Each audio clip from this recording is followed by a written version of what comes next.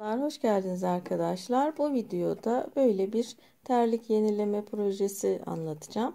Bu terlikler benim epeydir kullandığım, dışarıda giydiğim terlikler. Bunların üzerini değiştirerek daha değişik bir hale getirip yenilemiş olacağım. Aynı zamanda şöyle daha önceden örmüş olduğum şöyle bir hasır çanta var ve onun takımı şapkası var. Bu çalışmalara da takım olacak bu terlik. Bu şapka ve çantanın yapım videosu da kanalımda mevcut arkadaşlar. Linkini açıklama kısmına bırakacağım. Şimdi bu projede böyle bir kağıt ip kullanacağım. Diğer çanta ve şapkada olduğu gibi. Şöyle de bir 7 numara 4 milimetre tığım var. Bu terlik için göstereceğim modeli siz çeşitli modeldeki terliklerinize, ayakkabılarınıza uygulayabilirsiniz. Evet, şimdi başlayalım. Evet, şimdi bu proje için arkadaşlar şöyle benim terliğimde gördüğünüz gibi 2 tane bant var. Bu bantların üzerini kaplayacak şekilde şeritler öreceğim. Sizin uygulayacağınız terlik ya da ayakkabının şöyle tek bir bantı olabilir, şöyle geçen. Onun üzerine uygulayabilirsiniz, böyle ölçerek. Şimdi önce bir zincir çekerek ölçüyorum. Üzerine uyacak sayıyı tespit ediyorum.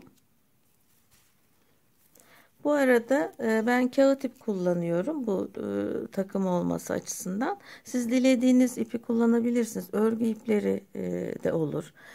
Çanta ipleri olur böyle pamuk makrame, floş makrame gibi. Evet. Şöyle bir zincir çekeyim.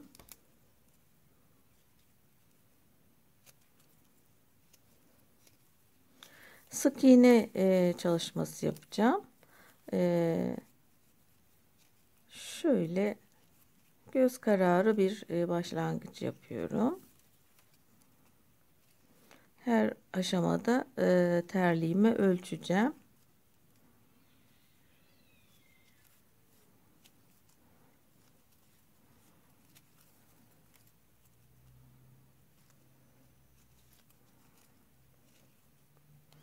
Evet, şöyle bir sıra bir sık iğne yaptım. Hemen şöyle ölçüyorum, bakıyorum şu genişlikte oluyor mu diye. Evet, bu genişlik uygun oldu. Bu genişlikte dümdüz şerit örmeye devam edeceğim.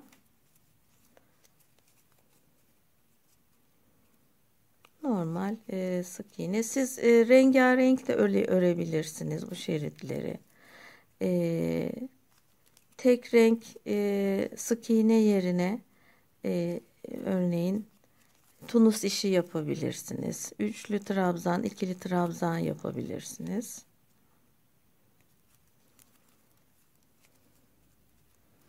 Evet, bu şekilde dümdüz 4 tane şerit öreceğim.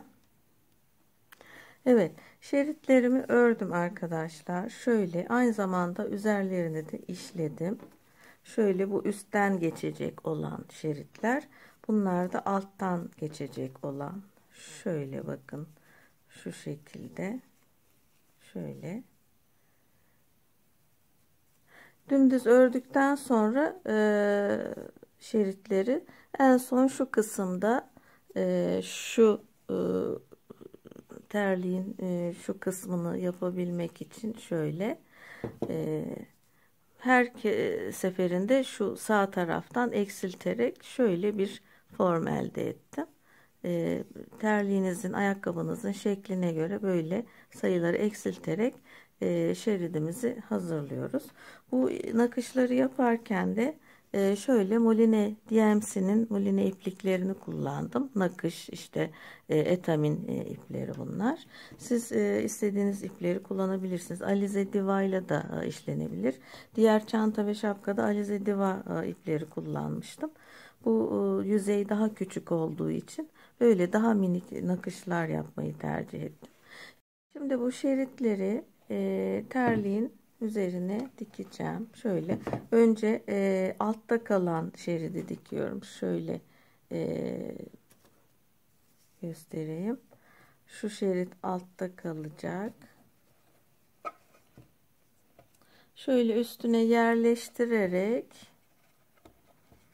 şeridin önce iğneleyelim. Evet, birinci şeridi şöyle iğneledim arkadaşlar. Üzerine bakın. Şu şekilde.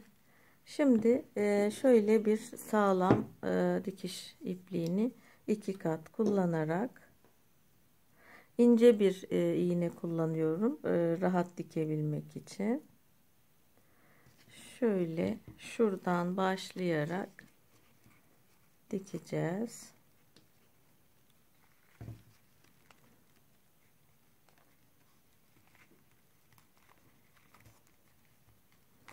Evet, kenarlarından mümkün olduğu kadar ince minik dikiş adımlarıyla ince ince dikerek üzerine yerleştireceğiz şeritleri. Evet, bu şekilde dikmeye devam edelim. Evet arkadaşlar, bu şekilde gördüğünüz gibi terlikler tamamlandı. Üzerine şeritleri diktim. Çok güzel, sıra dışı tatlı bir terlik oldu. İster evde giyebilirsiniz, ister dışarıda. Ben dışarıda giymek üzere yaptım. Evet, bu şekilde. Evet, bu arada arkadaşlar, daha önce yapmış olduğum terlik yenileme videolarımdaki projeleri de göstermek istiyorum sizlere, fikir vermek adına. Şu şekilde bir plastik, böyle markette satılan terliklerden yaptığım bir terlik yenileme projesi. Şöyle bakın, üzerini çarpı iş işleyerek süslemiştim. Bu yeni yaptığım terlik modeline de böyle bir iş uygulayabilirsiniz. Hani sık iğne örüp üzerini böyle çarpı işi işleyebilirsiniz. Nasıl yapıldığını anlatıyorum videoda. Bunların hepsinin linkini de açıklama kısmına bırakıyorum. Şöyle bir terlik yenileme projem var. Bunu böyle hani yazlık olması için hasır iple de örebilirsiniz. Hasır iple örerseniz böyle tatil için vesaire uygun tatlı bir terlik olur. Ben bunu hani ev terliği olarak yaptım. Böyle parmak arası terliklerden. Yine şöyle bir ev patiği yaptım. Şöyle kalıbını geçirelim içine. Şu şekilde.